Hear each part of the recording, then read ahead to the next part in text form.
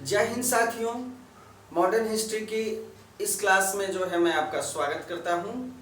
मैं प्रिंस जो है आज आपको पढ़ाऊंगा आधुनिक भारत में भारत छोड़ो आंदोलन।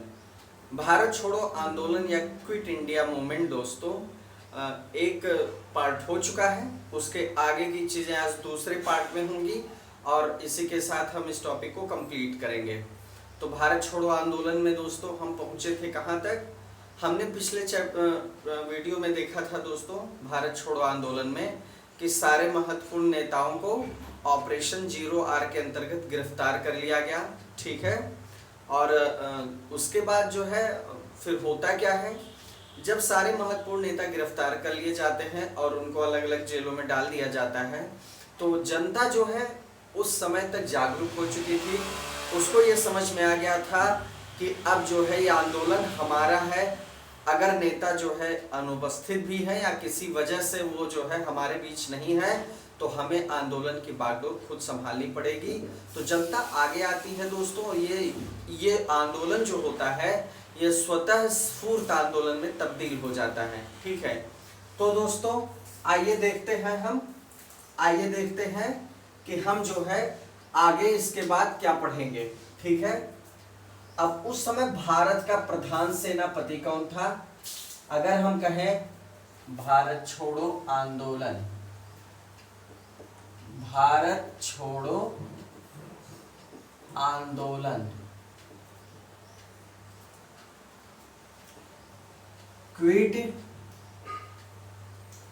इंडिया मूवमेंट, ठीक है। क्विट इंडिया मूवमेंट हम लोग देख रहे हैं, आज पार्ट 2 है। तो दोस्तों अगर हम बात करें कि जो है उस समय जब भारत छोड़ो आंदोलन चल रहा था, इसकी पृष्ठभूमि थी 1942 में, तो उस समय जो है भारत का प्रधान सेनापति कौन था? भारत छोड़ो आंदोलन 1942 के समय भारत का प्रधान सेनापति, भारत का प्रधान सेनापति कौन था? कमांडर इन चीफ, जिसको हम क्या कहेंगे? कमांडर इन चीफ, ठीक है। तो वो कौन था दोस्तों? वो कौन था? वो थे लॉर्ड वेवेल, लॉर्ड वेवेल, ठीक है। लॉर्ड वेवेल उस समय कमांडर इन चीफ थे या प्रधान सेनापति थे, ठीक है। अब आइए देखते हैं दोस्तों ये कब तक रहे? 1943 से 1947, 1943 से 1947 तक ये जो है कमांडर इन चीफ रहते हैं, ठीक है। अच्छा, ये भी प्रश्न पूछा गया है कि जिस समय ये भारत छोड़ो आंदोलन हुआ उस समय इंग्लैंड के प्रधानमंत्री कौन थे? ये भी प्रश्न पूछा जाता है, पूछा गया भी है। तो ये जो है दोस्तों कौन थे? इंग्लैंड के प्रधानमंत्री, इंग्लैंड के प्रधानमंत्री कौन थे? विंस्टन चर्चिल, ठीक है। विंस्टन चर्चिल उस समय प्रधानमंत्री थे, ठीक है। चलिए आगे देखते हैं। लॉर्ड वेवेल क्या थे दोस्तों? लॉर्ड वेवेल 1943 से 1947 तक क्या रहते हैं? कमांडर इन चीफ उस समय रहते हैं। फिर भारत के वायसराय और गवर्नर जनरल भी रहे, वायसराय और गवर्नर जनरल रहे। प्रधानमंत्री कौन थे उस समय? विंस्टन चर्चिल, ठीक है। ये सब पूछा जाता है, तो ये तथ्य जो है बताना आवश्यक है दोस्तों आपको। आइए बढ़ते हैं आगे, भारत छोड़ो आंदोलन में आगे बढ़ते हैं।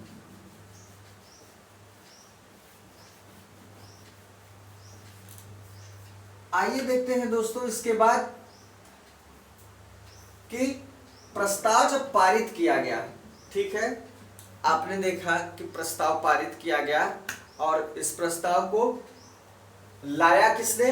पंडित जवाहरलाल नेहरू ने। और इसका समर्थन किया किसने? वल्लभ भाई पटेल ने। उस समय अध्यक्ष कौन था? भारत छोड़ो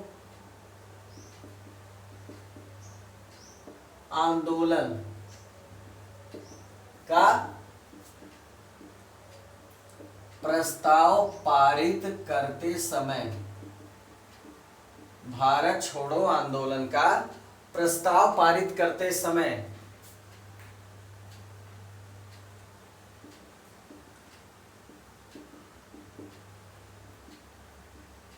अधिवेशन का अध्यक्ष कौन था? ठीक है, कौन था अधिवेशन का अध्यक्ष? तो मौलाना अबुल कलाम आजाद थे। मौलाना अबुल कलाम आजाद थे। ठीक है, जिस अधिवेशन में दोस्तों भारत छोड़ो आंदोलन प्रस्ताव पारित होता है उसके अध्यक्ष कौन होते हैं? अबुल कलाम आजाद। ठीक है, क्लियर हुआ? अब देखिए ये अध्यक्ष कब बने थे दोस्तों, ध्यान दीजिएगा। 1940 में 1940 में रामगढ़ में कांग्रेस के अध्यक्ष बने थे। रामगढ़ अधिवेशन में कांग्रेस के क्या थे? अध्यक्ष बने थे। ठीक है, ये रामगढ़ अधिवेशन में कांग्रेस के अध्यक्ष बने थे और 1941 से 1945 के बीच, ठीक है, 1941 के से लेके 45 तक के बीच 5 वर्षों तक 5 वर्षों तक कांग्रेस का कोई वार्षिक अधिवेशन नहीं हुआ। वार्षिक अधिवेशन नहीं हो सका। ठीक है, जब वार्षिक अधिवेशन नहीं हो सका तो इसके बाद क्या हुआ? इन 6 वर्षों में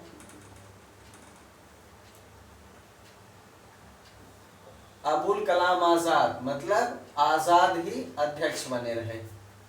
आजाद ही अध्यक्ष बने रहे, मतलब जिस अधिवेशन में प्रस्ताव पारित हुआ था ये अध्यक्ष थे। और इसलिए अध्यक्ष थे क्योंकि रामगढ़ अधिवेशन में कांग्रेस के अध्यक्ष बने थे 41 से 45 तक। 40 में बने थे रामगढ़ के अध्यक्ष और 41 से 45 के बीच दोस्तों कोई वार्षिक अधिवेशन कांग्रेस का नहीं हुआ। तो ये जो है तब से लेके जो है उस समय तक कांग्रेस के 6 वर्षों तक अध्यक्ष बने रहे। ठीक है, क्लियर हुआ? चलिए, भारतीय राष्ट्रीय कांग्रेस के सबसे लंबे समय तक और सबसे नाजुक दौर में अगर ये सवाल पूछा जाए कि सबसे लंबे समय तक अध्यक्ष कौन बने रहे, सबसे लंबे समय तक अध्यक्षता का निर्वाह किसने किया? कांग्रेस की अध्यक्षता का निर्वाह कौन किया? तो अबुल कलाम आजाद ने। ठीक है, और कांग्रेस के सबसे नाजुक दौर में, ठीक है, कांग्रेस के सबसे लंबे समय तक भी और सबसे नाजुक दौर में भी यही अध्यक्ष बने रहे। ठीक है दोस्तों, आइए आगे बढ़ते हैं।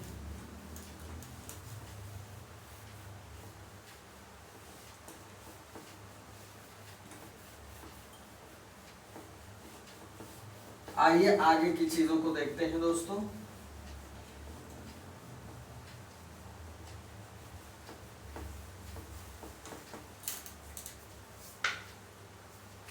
चलिए अब देखिए भारत छोड़ो आंदोलन जब हो रहा था, यह आंदोलन हो रहा था, तो उस समय क्या हो रहा था दोस्तों, बंबई से या बंबई के विभिन्न भागों से कह सकते हैं, बंबई के विभिन्न भागों से, बंबई के विभिन्न भागों से क्या होता है, कांग्रेस का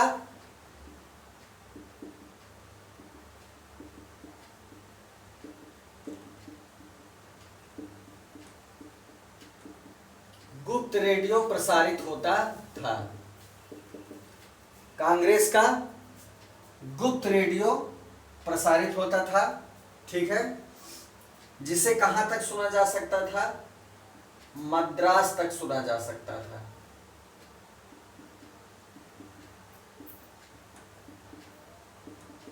ठीक है, जिसे मद्रास तक सुना जा सकता था। ठीक है, अब इस पे जो है, ये जो रेडियो प्रसारित होता था, इस पे राम मनोहर लोहिया नियमित रूप से प्रसारण करते थे। राम मनोहर लोहिया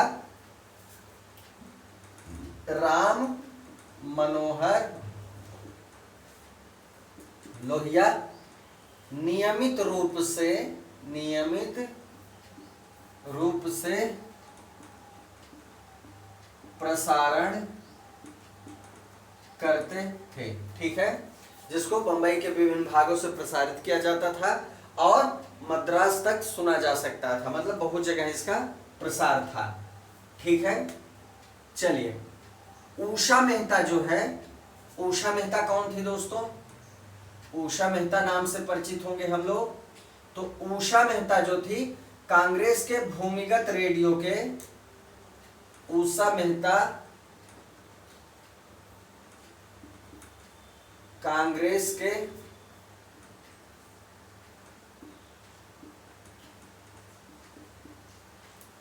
के भूमिगत रेडियो जो है, ठीक है, ये जैसे क्या था, गुप्त रेडियो था दोस्तों। चूंकि ये गुप्त रेडियो था या इसको भूमिगत रेडियो कह सकते हैं, तो उषा मेहता का जो आंदोलन था दोस्तों, ये जो है बहुत महत्वपूर्ण सदस्य थे। भूमिगत रेडियो का संचालन करने वाले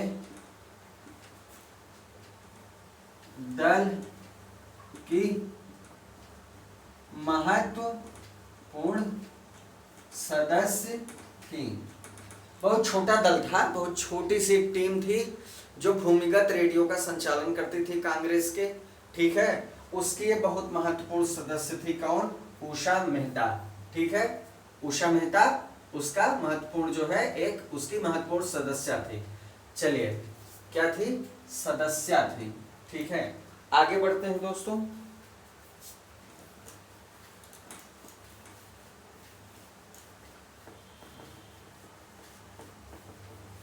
आगे बढ़ते हैं और देखते हैं और बातों को। एक अमेरिकी पत्रकार, एक नाम और आता है दोस्तों लुई फिशर का। लुई फिशर कौन थे, इनका क्या योगदान था भारत छोड़ो आंदोलन में? ये अमेरिकी पत्रकार थे। क्या थे, अमेरिकी क्या थे, पत्रकार थे, और महात्मा गांधी के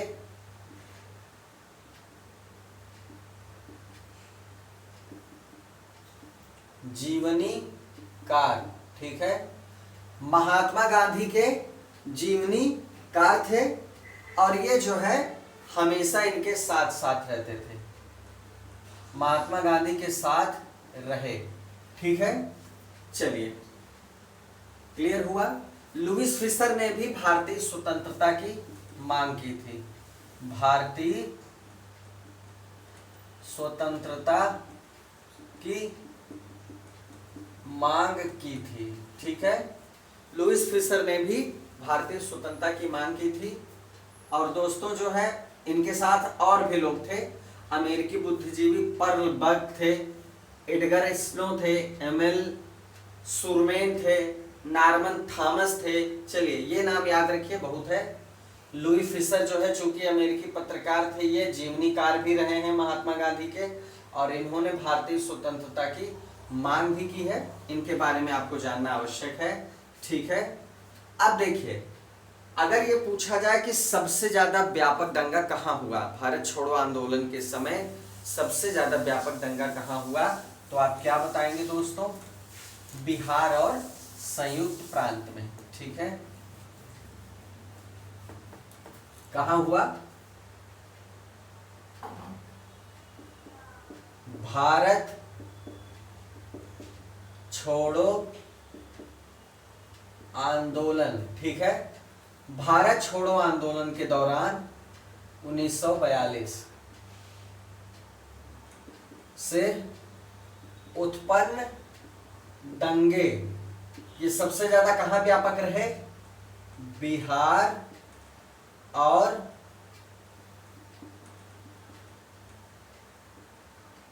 संयुक्त प्रांत, जिसको हम क्या कहते हैं? यूपी कहते हैं। ठीक है, सबसे ज्यादा यहां व्यापक रहे। ठीक है, सबसे ज्यादा इन दोनों जगह उनकी व्यापकता रही। ठीक है, चलिए, यहां क्या हो गया? विद्रोह जैसा माहौल बन गया पूरी तरह से, मतलब एक आंदोलन नहीं रहा, ये पूरी तरह से एक विद्रोह जैसा बन गया। ठीक है, यूपी में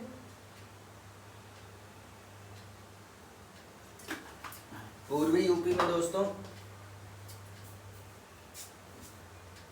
पूर्वी यूपी में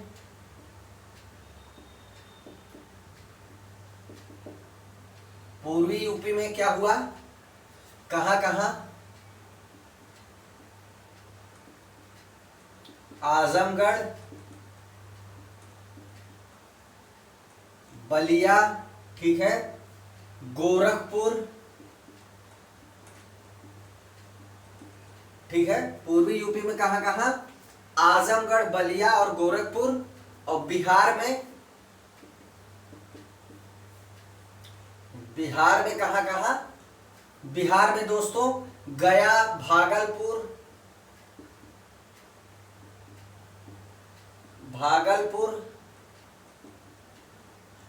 सारण और पूर्णिया,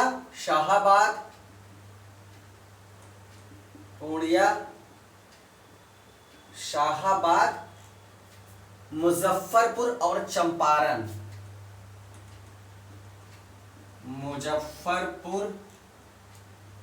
मुजफ्फरपुर और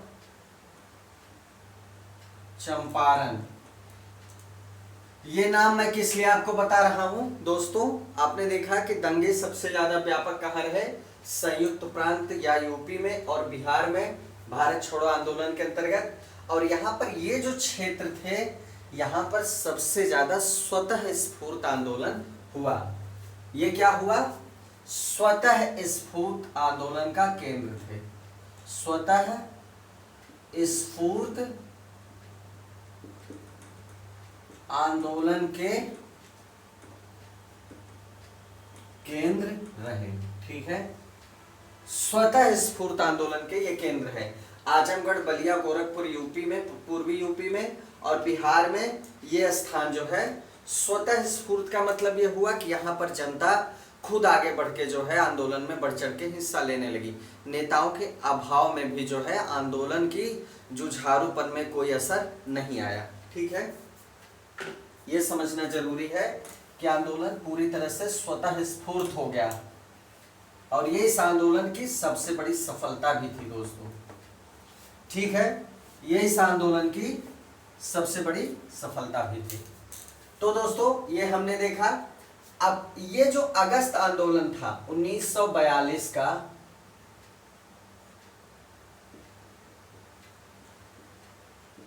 अगस्त आंदोलन, ठीक है, ये 1942 का जो अगस्त आंदोलन, मतलब यही भारत छोड़ो आंदोलन, ये क्या हो गया दोस्तों? किसानों के बीच काफी व्यापक हो गया था। किसानों के बीच काफी व्यापक हो गया था।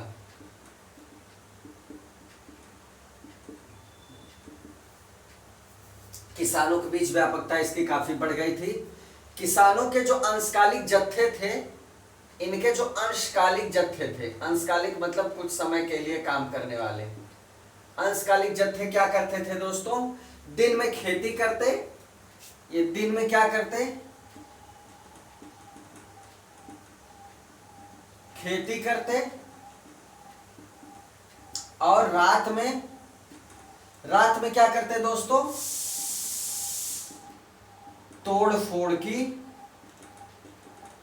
कार्यवाही, रात में तोड़ फोड़ की कार्यवाही करते और दिन में क्या करते, दिन में अपना खेती बाड़ी का काम करते, किसान बने रहते। जैसे ही रात होती ये जो है दंगा शुरू कर देते थे, तोड़ फोड़ शुरू कर देते थे, विद्रोह शुरू कर देते थे। ठीक है, क्लियर हुआ। अब ये इतने ज्यादा उग्र थे, इनकी जो उग्रता थी दोस्तों, उग्रता की प्रबलता जो थी, इन किसानों की उग्रता की जो प्रबलता थी दोस्तों, वो इस कदर थी कि वो 1857 की क्रांति का स्मरण कराती थी। ठीक है, 1857 की क्रांति का स्मरण कराती थी। ठीक है, इस विद्रोह की उग्रता के ही परिणाम स्वरूप क्या हुआ दोस्तों, इस विद्रोह, चूंकि यह 1857 का स्मरण कराती थी, इसी की वजह से क्या हुआ, जो लिनलिथगो थे, ठीक है, लिनलिथगो को अंत में जो है कहना पड़ा कि 1857 के बाद का ये सबसे गंभीर विद्रोह है। ठीक है, इसकी उग्रता की वजह से ही लॉर्ड लिनलिथगो ने इसे 1942 या इस आंदोलन को, इस आंदोलन को 1897 के बाद का सबसे गंभीर आंदोलन कहना पड़ा। सबसे गंभीर आंदोलन, लॉर्ड लिनलिथगो का ये स्टेटमेंट था कि 1857 के बाद ये सबसे बड़ा गंभीर आंदोलन था। ठीक है, इसके लिए ये बाध्य हुए। ठीक है, अब इसी आंदोलन के दौरान दोस्तों क्या होता है, जयप्रकाश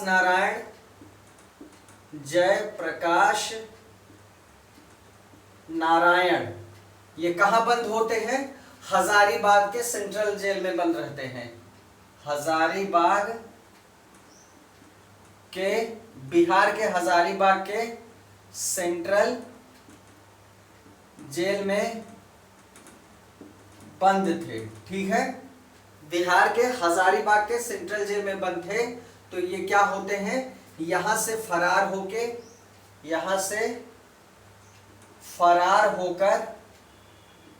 यहां से ये फरार हो जाते हैं और भूमिगत गतिविधियों को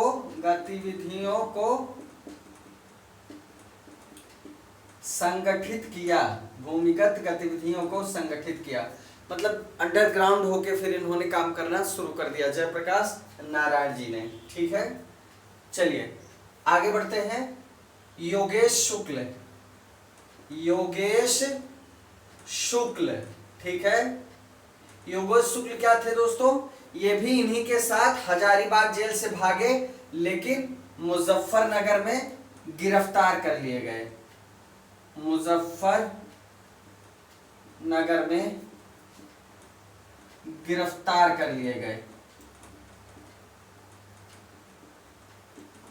तो ये भागे तो इन्हीं के साथ, लेकिन ये नहीं भाग पाए। मुजफ्फरनगर में क्या हुआ, इनकी गिरफ्तारी हो गई। ठीक है, मुजफ्फरपुर में इनकी क्या हो गई, गिरफ्तारी हो गई। और इसके बाद क्या होता है, इनको पटना लाया गया, ठीक है, इनको पटना लाया गया। अब देखिए इसके बाद क्या होता है, एक एक घटनाक्रम हम देखते चलेंगे।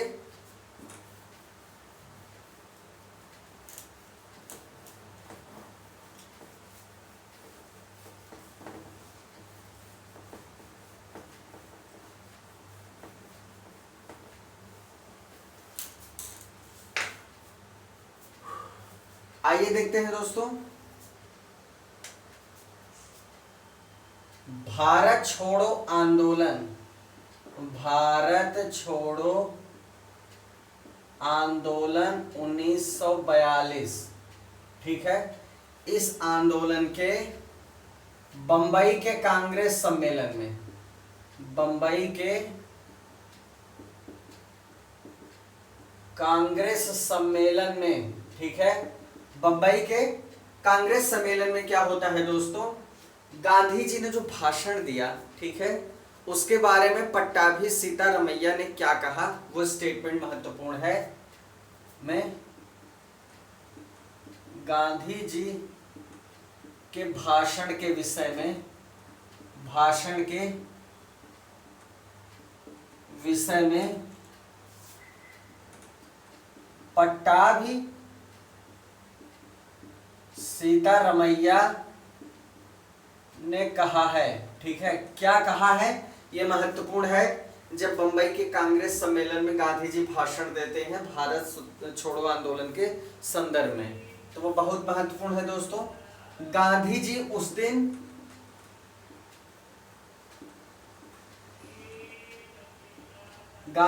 उस दिन अवतार और पैगंबर की प्रेरक शक्ति से, अवतार और पैगंबर, यहां पर हिंदू की भी बात कही, मुसलमान की, अवतार और पैगंबर की शक्ति से भाषण दे रहे थे, ठीक है। गांधी जी उस दिन अवतार और पैगंबर की प्रेरक शक्ति से भाषण दे रहे थे, प्रेरित होकर, ठीक है। ये कहा किसने, ये कहा डॉक्टर पट्टाभी सीतारमैया ने गांधी जी के विषय में, ठीक है। अब दोस्तों आरएसएस की इसमें क्या भूमिका रही, ये भी जानना हमको आवश्यक है। राष्ट्रीय स्वयंसेवक संघ, आरएसएस इस आंदोलन से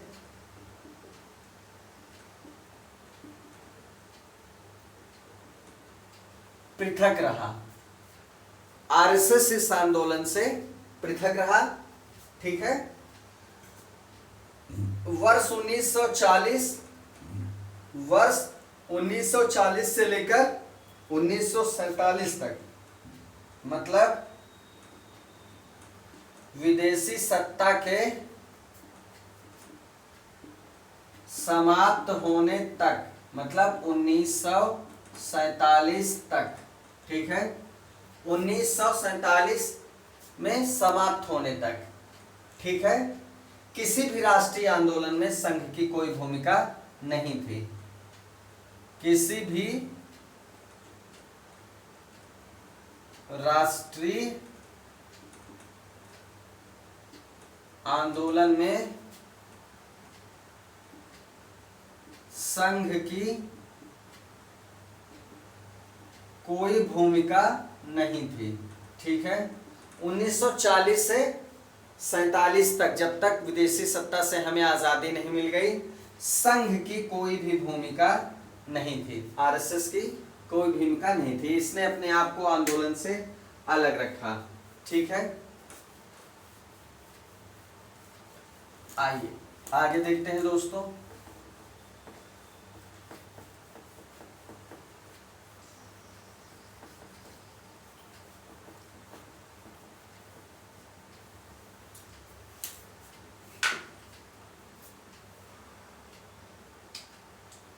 अरुणा आसफ अली, एक नाम है अरुणा आसफ अली। ये कौन थी दोस्तों, प्रसिद्ध भारतीय स्वतंत्रता संग्राम सेनानी, प्रसिद्ध स्वतंत्रता सेनानी थी। ठीक है, इनको याद किस लिए किया जाता है? मुंबई के ग्वालियर टैंक के मैदान में, मुंबई के ग्वालियर टैंक के मैदान में कांग्रेस का झंडा फहराने के लिए याद किया जाता है, फहराने के लिए याद किया जाता है। ठीक है, इनको किस लिए याद किया जाता है? कांग्रेस का झंडा फहराने के लिए ग्वालियर टैंक में। कब की बात है ये? उसी समय की बात है, 1942 में। ठीक है, जब वहां पर कांग्रेस की बैठक होती है। ठीक है, क्लियर हुआ? जब सारे नेता, महत्वपूर्ण नेता गिरफ्तार हो जाते हैं, आपने देखा कि ऑपरेशन 0R के अंतर्गत लोगों को गिरफ्तार कर लिया जाता है, चोटी के नेताओं को। तो कौन कौन दोस्तों जो है अंडरग्राउंड होके जो है आंदोलन का नेतृत्व करता है? उसमें एक नाम रहता है अरुणा आसफ अली का, ठीक है, उषा मेहता का, जयप्रकाश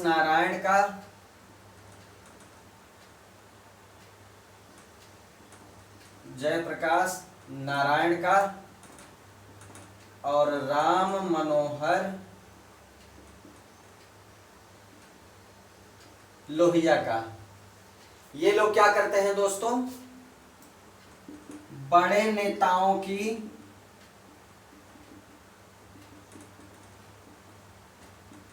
गिरफ्तारी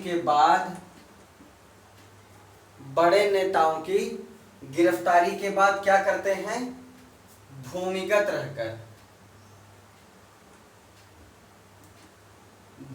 रहकर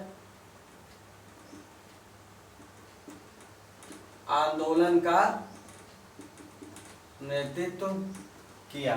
ठीक है, भूमिगत रहकर क्या करते हैं? आंदोलन का नेतृत्व करते हैं। ठीक है, चलिए अब इसके बाद हमको क्या समझना है?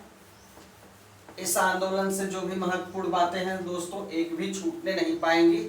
सारी बातें हम आपको डिस्कस करेंगे जो भी परीक्षा में पूछी जा सकती हैं। ठीक है, चलिए, इस आंदोलन की एक बहुत महत्वपूर्ण विशेषता थी दोस्तों, भारत छोड़ो आंदोलन की एक बहुत ही महत्वपूर्ण विशेषता थी कि इस आंदोलन के दौरान देश में कई स्थानों पर समानांतर सरकार जो है स्थापित हुई। ठीक है, आंदोलन के दौरान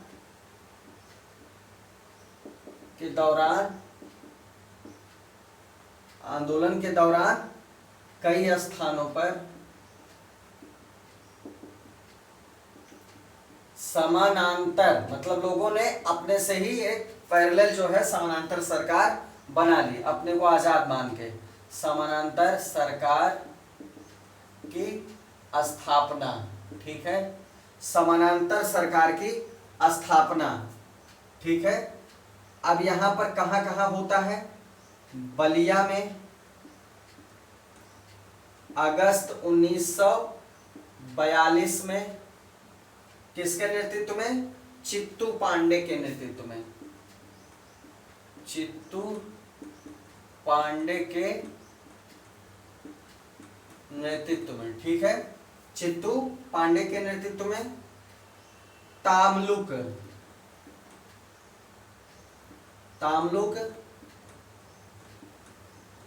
मिदनापुर। ठीक है, मिदनापुर ये कहाँ है? बंगाल। ठीक है, यहां पर यहाँ की जाति जो सरकार थी दोस्तों, उसने तूफान पीड़ितों के लिए काम भी किया। जातीय सरकार ने तूफान पीड़ितों के लिए काम किया, ठीक है, तूफान पीड़ितों के लिए काम भी किया, ठीक है। चलिए एक जगह और, एक तो बलिया में हो गई, एक तामलुक हो गई, और तीसरी कहाँ, सतारा, ये कहाँ है, महाराष्ट्र में, ठीक है, सतारा में महाराष्ट्र में। ये 1943 के मध्य से 1943 के मध्य से 1945 तक जो है यहाँ समानांतर सरकार रही, ठीक है। किस नाम से, प्रति सरकार नाम से, प्रति सरकार नाम से यहां पर एक समानांतर सरकार स्थापित की गई, और यह सबसे लंबे समय तक चलने वाली सरकार थी, सबसे लंबे समय तक चलने वाली, क्या कहा जाता था, प्रति सरकार कहा जाता था। और ये किसके मतलब अध्यक्षता में चली थी, मतलब कौन प्रमुख थे, तो दोस्तों इसके प्रमुख नेता वाई.वी. चौहान, वाई.वी. चौहान और नाना पाटिल, दो लोग इस प्रति सरकार के नेता थे।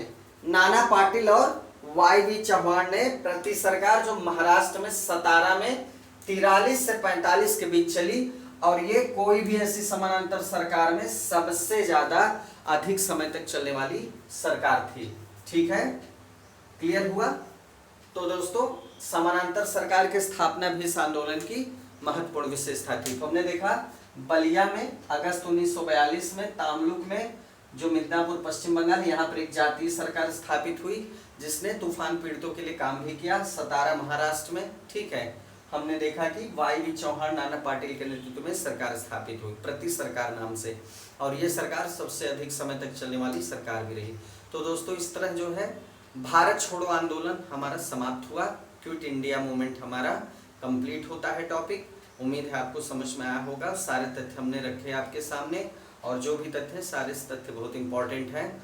इसका नोट्स अगर आप रिवीजन करते रहेंगे और एक नोट्स बना लेंगे तो दोस्तों मुझे पूरी उम्मीद है कि इस टॉपिक से संबंधित कोई भी प्रश्न आपसे नहीं छूटेगा। इसी के साथ दोस्तों आज के लिए इतना ही, मिलते हैं नेक्स्ट वीडियो में। जय हिंद।